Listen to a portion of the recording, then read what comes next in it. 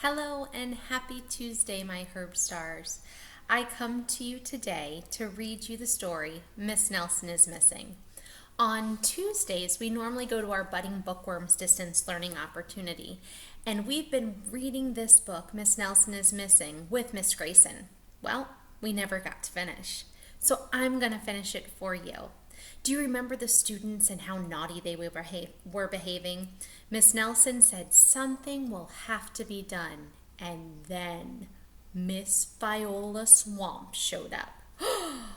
Oh my goodness, she was wrapping the desks with her ruler and giving them so much work that they had no time to do anything else.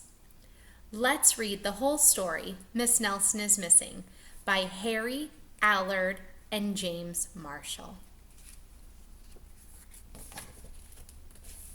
Miss Nelson is Missing. The kids in room 207 were misbehaving again. Spitballs stunk to the ceiling. Paper planes whizzed through the air. They were the worst behaved class in the whole school. "Now settle down," said Miss Nelson in a sweet voice. But the class would not settle down. They whispered and giggled. They squirmed and made faces. They were even rude during story hour. And they always refused to do their lessons. "Something will have to be done," said Miss Nelson. The next morning, Miss Nelson did not come to school. "Wow!" yelled the kids. "Now we can really act up." They began to make more spitballs and paper planes. "Today, let's just be terrible," they said. "Not so fast," hissed an unpleasant voice. Do you remember who's coming? Miss Swamp, that's right, she's coming to straighten up this class. A woman in an ugly black dress stood before them. "I am your new teacher, Miss Viola Swamp." And she rapped the desk with her ruler. "Where's Miss Nelson?" asked the children. "Never mind that," snapped Miss Swamp. "Open those arithmetic books." Arithmetic is a fancy way of saying math books. Miss Nelson's kids did as they were told. I would do what I was told too. They could see that Miss Swamp was a real witch. She meant business. Right away, she put them to work, and she loaded them down with homework. "We'll have no story hour today," said Miss Swamp. "Keep your mouths shut," said Miss Swamp. "Sit perfectly still," said Miss Swamp. "And if you misbehave, you'll be sorry," said Miss Swamp. Days went by and there was no sign of Miss Nelson. The kids missed Miss Nelson. I miss you guys.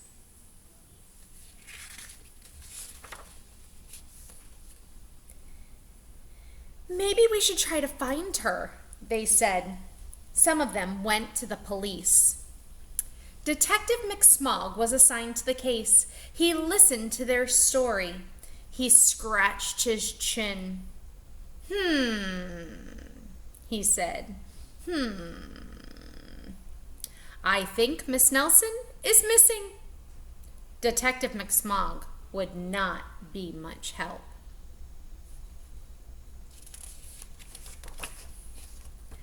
Other kids went to Miss Nelson's house. The shades were tightly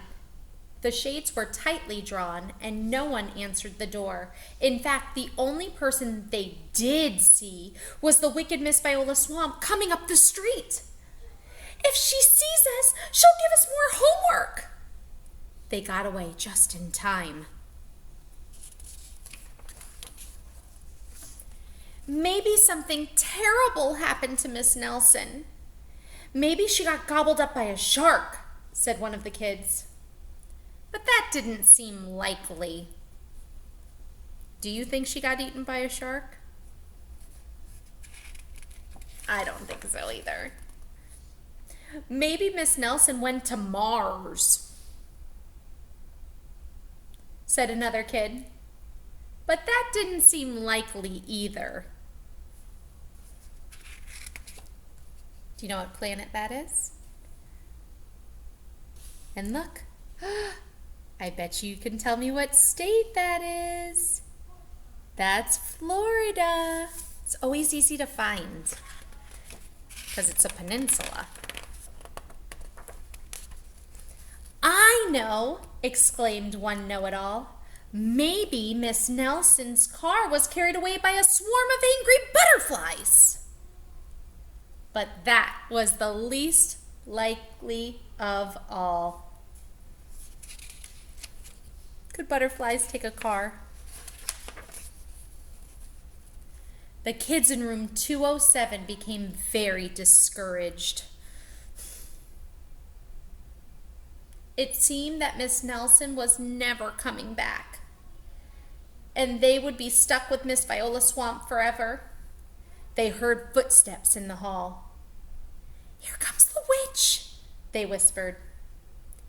"Hello, children," someone said in a sweet voice. It was Miss Nelson. "Did you miss me?"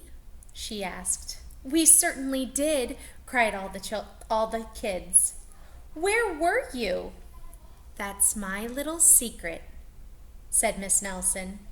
"How about a story hour?" "Oh, yes," cried the children. Miss Nelson noticed that during story hour, no one was rude or silly. "What brought about this lovely change?" she asked. "That's our little secret," said the kids. Look how well they're behaved in this picture. Do you remember in the beginning of this story when they were sitting during story hour? Let me see. Look at how they sat here. They're giggling, one person standing on their head, and now look at them.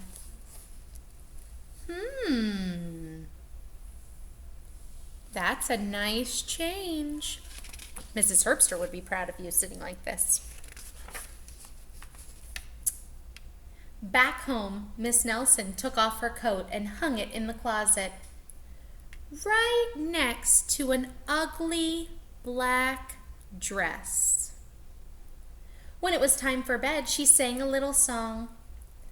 "I'll never tell," she said to herself with a smile.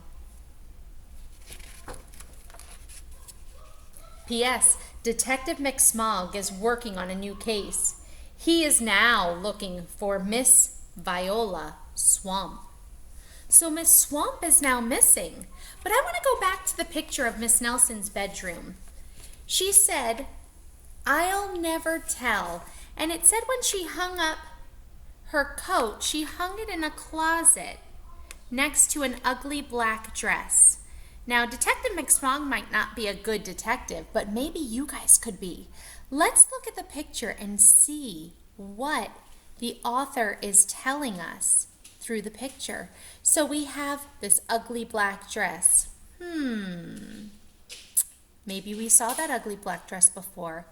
Take a look at her dresser.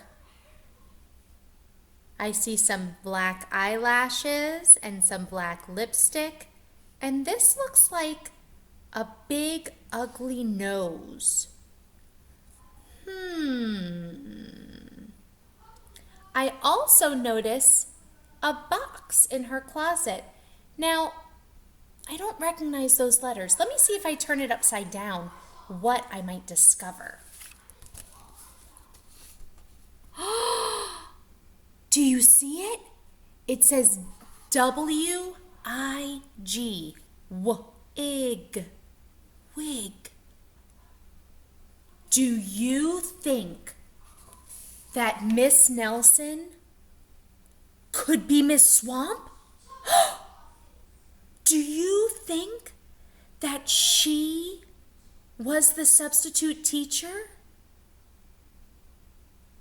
If you figured that out, you're a good detective, because Miss Nelson was Miss Swamp. She was the same person, but she put on a costume and took on a new personality to whip those kids into shape. And it worked. And they appreciated her and missed her a lot. And now they're a much more behaved class. I hope you enjoyed the whole story of Miss Nelson is Missing. And I'll pick another book to read to you soon. I miss you guys. Talk to you later.